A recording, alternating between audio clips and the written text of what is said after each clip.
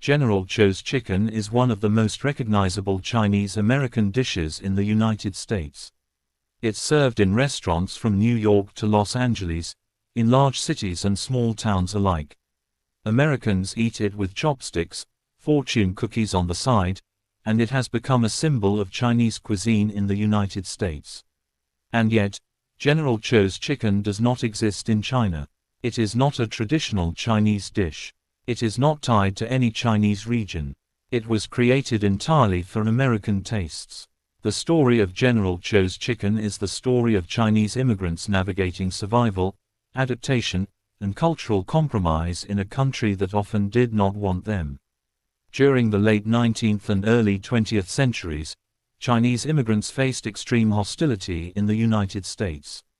The passage of the Chinese Exclusion Act in 1882 marked the first time the U.S. enacted a federal law banning immigration based on ethnicity. Families were separated, communities were restricted, economic opportunities were limited, Chinese laborers were relegated to dangerous jobs, railroads, mines, and laundries, and even then faced discrimination and violence. In this context, the restaurant business emerged as one of the few viable avenues for Chinese immigrants to survive. Restaurants became more than businesses, they were lifelines. But even here, Chinese cooks faced limits. Menus had to be palatable to the American customer. Recipes had to be simplified. Ingredients had to be accessible. Dishes from China, unfamiliar to American tastes, would not sell. Strong flavors, unusual textures, and unfamiliar ingredients were often rejected. In response, Chinese-American cooks began adapting their cuisine, blending tradition with innovation, and sometimes creating entirely new dishes designed for American palates. Chop suey was one of these early adaptations. It was a safe, approachable dish that Americans could understand and enjoy. But by the mid-20th century, another dish would emerge, one that would become synonymous with Chinese food in America: General Tso's chicken. The origin of General Tso's chicken is complex. Most historians agree that it was created in New York City by a Chinese chef named Peng Chang Kui, who had fled China during the Civil War. He initially served the dish in Taiwan before bringing it to the United States in the 1970s.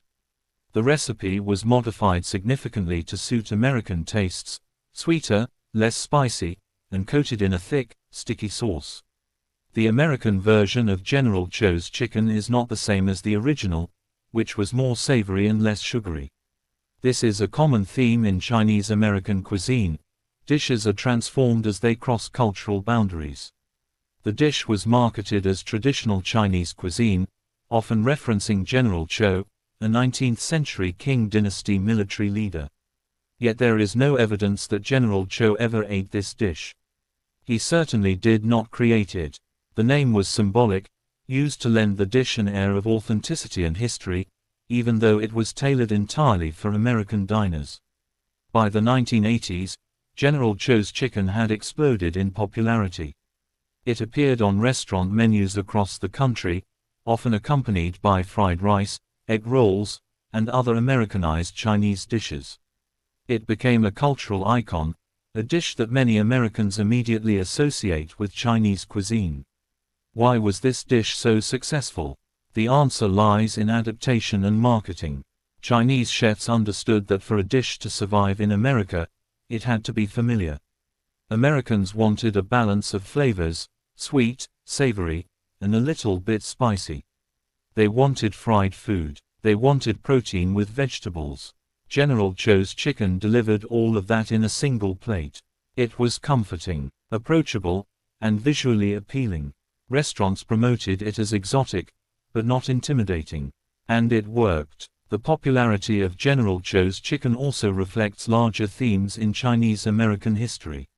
For immigrants, creating dishes like this was a survival strategy. By adapting food to American tastes, they ensured their restaurants could thrive. By creating Americanized versions of traditional dishes, they found a way to navigate the racism and exclusion they faced.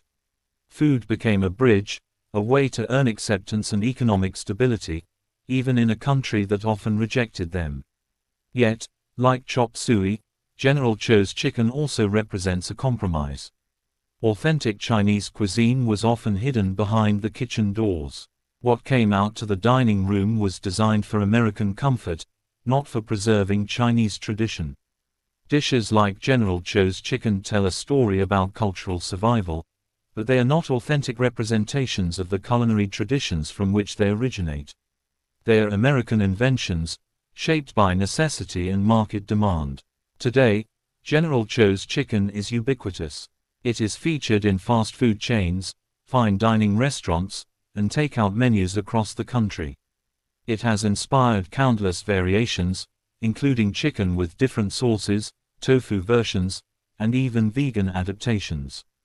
But none of this changes the fact that it is uniquely American. It exists because Chinese immigrants needed to adapt to survive. It exists because American tastes required it. It exists because creativity and compromise were necessary for economic success. The dish also highlights how food can shape perceptions of culture. Many Americans assume that General Tso's chicken is authentically Chinese, or that it represents traditional Chinese cuisine. In reality, it represents a hybrid of Chinese cooking techniques and American flavors, born out of necessity and compromise. It is a culinary story about migration, adaptation, and survival in a society that was often hostile to Chinese immigrants. General Tso's chicken is more than just a dish. It is a symbol of Chinese-American resilience. It is a reminder that cuisine is not static. It evolves with the people who create it, the society that consumes it, and the challenges faced along the way. It tells a story of innovation under pressure, of finding opportunity in the face of discrimination, and of building a community through shared food. As we look at this dish today, it is tempting to view it as merely sweet and crispy comfort food.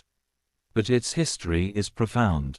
It reflects decades of immigration, exclusion, adaptation, and cultural negotiation. It represents a bridge between worlds, a link between old traditions and new realities. It is a story that is uniquely American, yet deeply rooted in Chinese heritage. General Tso's chicken reminds us that food is never just food. It is a reflection of society, of history, and of the people who make it. The next time you order this dish, consider the journey behind it. The immigrants who arrived with nothing, the chefs who adapted their recipes to survive, the Americans who embraced a version of Chinese food they could understand, and the fusion that created something entirely new. This dish exists only in America, but its story belongs to all of us. It is a testament to human creativity, adaptability, and resilience. It is a story that deserves to be remembered, studied, and celebrated. This is Chop Suey Stories, where the food you eat tells the history you never learned in school.